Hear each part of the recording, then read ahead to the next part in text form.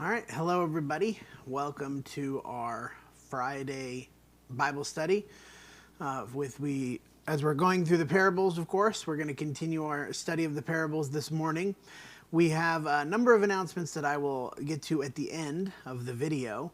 Some updates about members here, so stick around for that if you need to know about stuff that's going on at the church. Those who are joining who may not be members here at the congregation, I'm glad you're here anyway. It's nice to know that people are benefiting from this study. We're going to look at the parable of the rich fool today in Luke chapter 12. Let me get my notes over here. Let's see here. There are my notes. We're going to talk about the parable of the rich fool this morning. Now, I've gone through the parables, we've seen a couple of things. I think the audio is working. Yeah, the audio is working. So we are, just make sure. I believe everything's working. Who knows? I could just be talking in this room to nobody.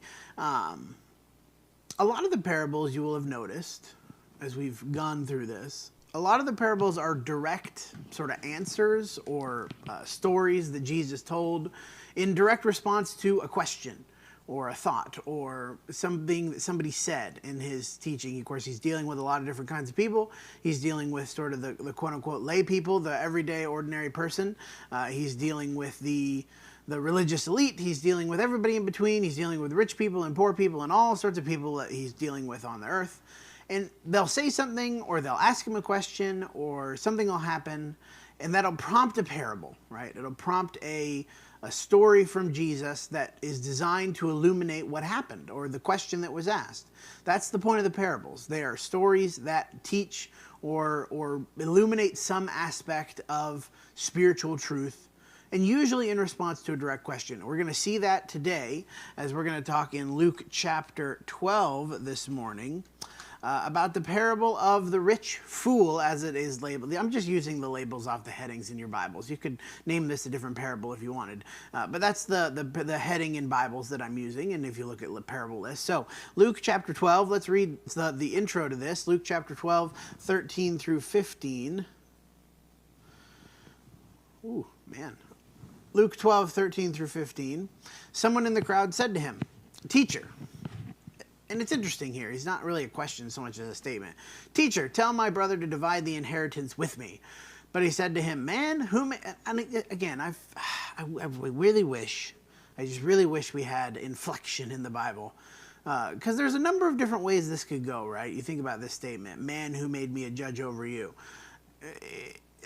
In the way that modern English sort of works, our cultural context of this, we read something like this, and my default way to read this, just as a person, is, "Man, who made me a judge over you?" Like, that's just my default way that I read that in the text. I'm not sure that Jesus sounded like that necessarily.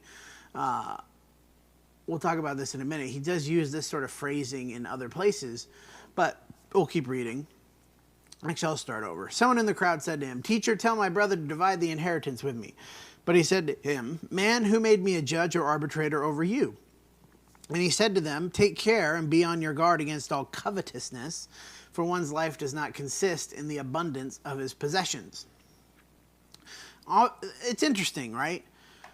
Obviously, Jesus is the judge. So this idea of who made me a judge or arbitrator over you, in some ways that's not true. The answer is, well, God did. So what is Jesus saying here when he says this to this guy? There's an inheritance. The parents maybe have passed on. The father, the patriarch, has passed on. There's money to be left, and this is a very common. I don't know if it's common.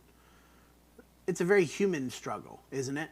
Where greed takes over, and the siblings don't want to share the inheritance. And obviously, this guy thinks that Jesus has some authority. Isn't that what's happening in here? He comes to Jesus. Now, why didn't he go to the law? Why didn't he go to the magistrates? Why didn't he go to the council? Why didn't he go to use the legal system in Judea? Maybe he has. Maybe he's used the legal system at this point. That failed him. Maybe he's not supposed to have any of this inheritance. Maybe he's a schmuck. And my point is there's a number of different things that we just don't know about the story. Maybe he's a schmuck and the father just said, nope, the other son's getting everything, you don't get anything, right? And now he's sort of angry about it, and he wants Jesus to make him split the inheritance even though he knew that he really didn't deserve any of it. Could be any number of situations. We obviously don't know. But that's sort of the point of this parable, right? Jesus says, man, who made me judge or arbitrator over you? I mean, he is the judge. Paul says what? He's affixed a day on which he will judge the world in righteousness by Jesus. Of course, he says something different. I'm paraphrasing in Acts chapter 17. So we know that Jesus is the judge, and yet he says he's not in this particular story. Now, there's an interesting phrasing here. Man, who made me judge over you? There's another time where Jesus uses this same phrasing in John chapter 2. On the third day, there was a wedding at Cana in Galilee. The mother of Jesus was there. Jesus was invited to the wedding with his disciples. When the wine ran out, the mother of Jesus said to him, they have no wine. And he said to her, woman, what does that have to do to me? What does that have to do with me? My hour is not yet come. And his mother said to the servants, do whatever he tells you. Same phrasing here. Man, who made me judge and arbitrator over you? Woman, what does this have to do with me? Again, the way English works in our society, this seems very rude. I'm not sure it doesn't necessarily seem rude for them in the first century. But what's the point here? Same point in each instance. People are coming to Jesus with a very mundane, when I say mundane, earthly, ordinary, material problem. In the case of the rich young fool, it's the inheritance. We don't know any details. We don't need to. In the case of the wedding, it's his mother. Somebody who has perhaps more claim on Jesus' time than this dude. But at the same time, the mother wants. So there's a problem at a wedding. Just a regular, ordinary, mundane, not a spiritual problem, not a supernatural problem, just a regular, ordinary problem. Not even life-threatening. Jesus says, what does that have to do with me? I'm not here to do that kind of thing. He says to the rich young fool, I'm not your judge. I'm not arbitrator over you. And there's a common thread in this. In a lot of the parables, and we're going to see as we go through the parable, the point of this is to illuminate this problem that people are having. Now, let's read this one more time before we get into the parable. He said to them, take care and be on your guard against all covetousness, for one's life does not consist in the abundance of his possessions. Well, that's interesting. He tells the guy, hey, I'm not going to judge you. I'm not the one that's going to decide this. But then he launches into this talk about covetousness. And this makes me think perhaps that the guy was not above board. The rich person, the person who wants the inheritance. This makes me think that his heart is not right. He maybe doesn't deserve the inheritance. Maybe he has already his share and has hidden it away and wants, whatever it is. Jesus doesn't think he has the right kind of attitude here. So let's read the parable. Luke 12:16-21. He told them a parable, saying, the land of a rich man produced plentifully, and he thought to himself, what shall I... This guy in this parable, he seems so snooty to me. I don't know if he is snooty, but he just seems so snooty to me. What shall I do, for I have nowhere to store my crops? Like, just sort of hoity-toity. I don't know if that's the case or not, but that's how it seems to me. The land, I'm going to read this normally, though. The land produced plentifully, and he thought to himself, what shall I do, for I have nowhere to store my crops? And he said, I will do this. I will tear down my barns and build larger ones, and there I will store all my grains and my goods. And I will say to my soul, soul, you have ample goods laid up for many years. Relax, eat, drink, and be merry. Good problem to have. He's really rich. He's got stuff going on. He's got an overabundance, right? And he's so concerned with his increasing goods, right? He's so concerned with his increasing amount of things, and he's going to make it all, set it all up so he can rest later on. He's going to work hard and have this ready to go, and now he'll be ready to retire and just relax. But God said to him what? Fool. This word fool is a very important word in the Bible. The word fool. Someone who's made some horrible mistake or has some terrible flaw in their thinking or is not acting smartly, someone who has rejected common sense, somebody, it could be any number of things in this word, but it's a very important word in the context of biblical wisdom, right? Wisdom of biblical nature. A fool is somebody who has ignored some vital thing, who has made a stupid decision, who is thinking not very well, who has prioritized some bad thing, this person is a fool. Maybe kind of an idiot. Why? This night your soul is required of you, and the things you have prepared, whose will they be? Of course, the implied answer is not yours. So is the one who lays up for treasure for himself and is not rich toward God. So, the parable. Pretty easy story. Guy has a lot of stuff. Guy's very concerned about where he's going to keep all his stuff. Works really hard to make sure he has all this stuff for himself. The implied answer is he could have given it away, right? Instead of worrying about where to put all of it. He didn't need it. He could have just given it all away. But anyway, guy has stuff, doesn't know where to put stuff, works really hard at stuff, and then dies. And doesn't get to enjoy the stuff.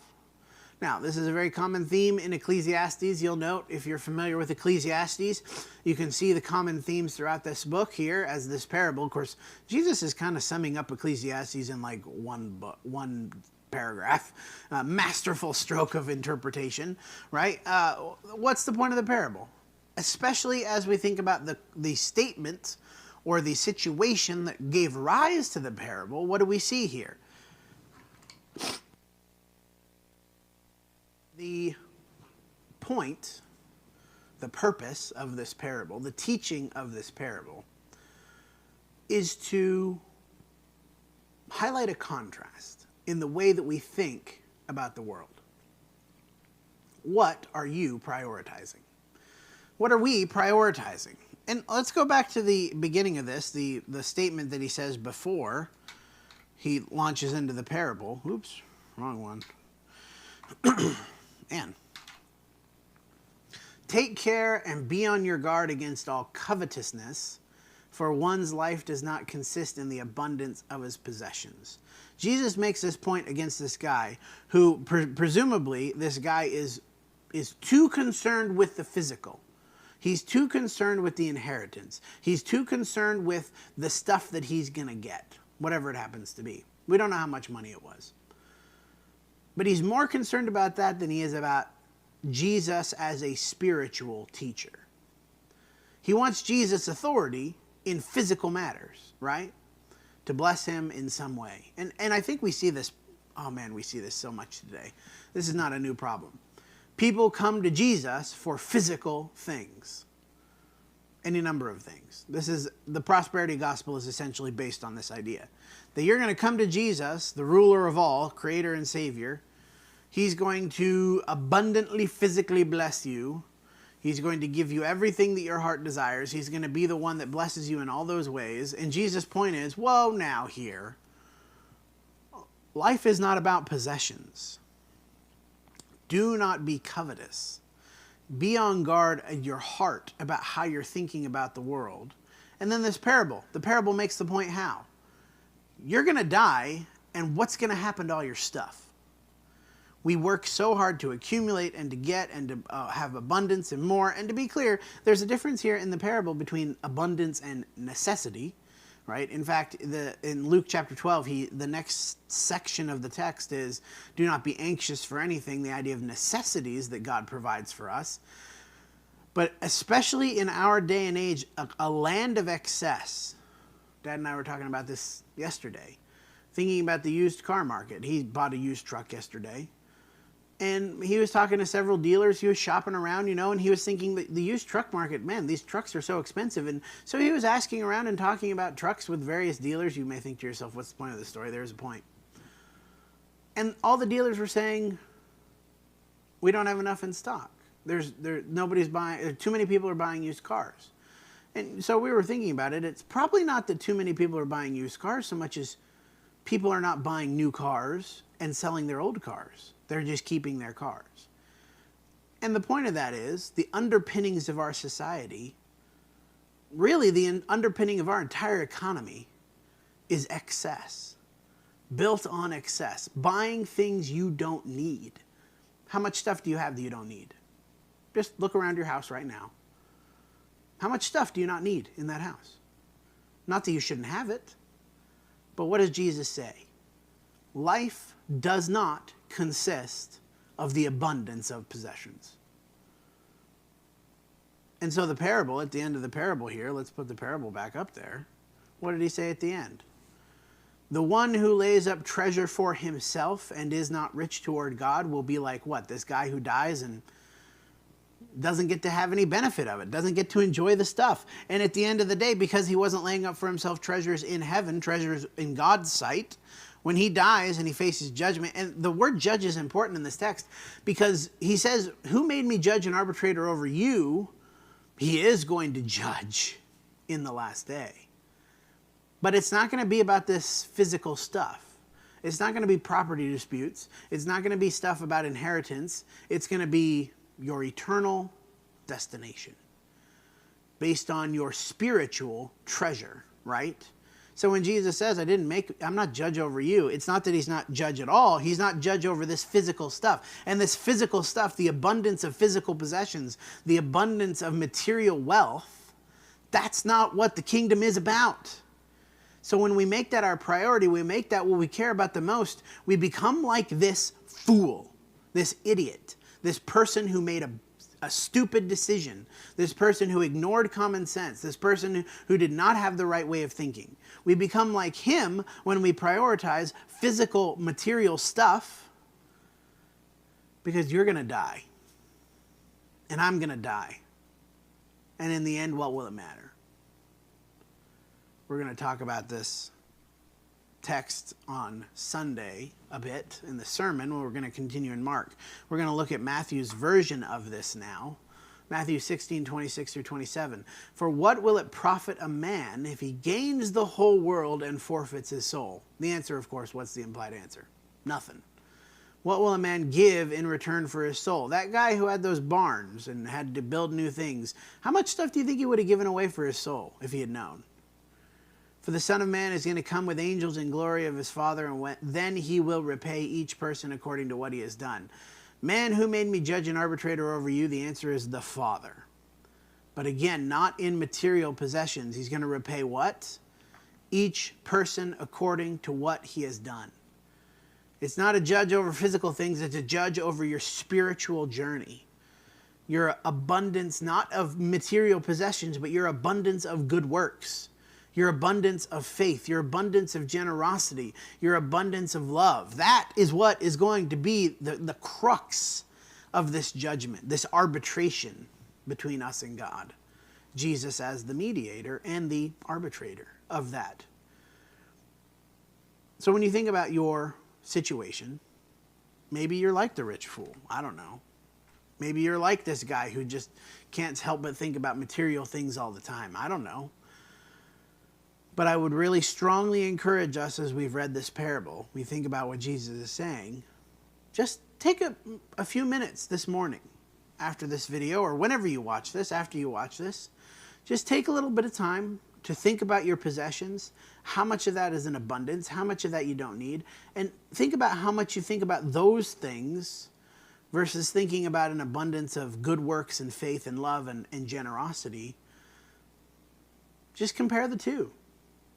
And consider the fool whose soul was required of him at a time he wasn't expecting. And consider when your time might be. Because ultimately we don't know. So be rich toward God. Let's end in a prayer. God, we thank you for the wisdom of this parable. I ask you, please give us hearts that are thinking about you and prioritizing you. Work in our hearts to convict us of this truth, that we would think about spiritual things and matters and do spiritual things with the time that we're given.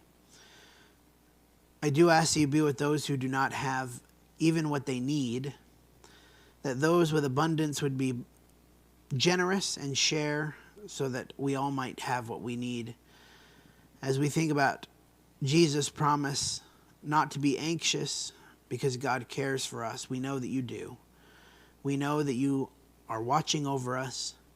And we ask you, please be with those who are hurting at this time and the COVID or something else that may be going on in their lives, that you would bless them and give them strength. We know that many people are hurting right now. We love you. We thank you. We ask you, please give us strength through the rest of this weekend to glorify you.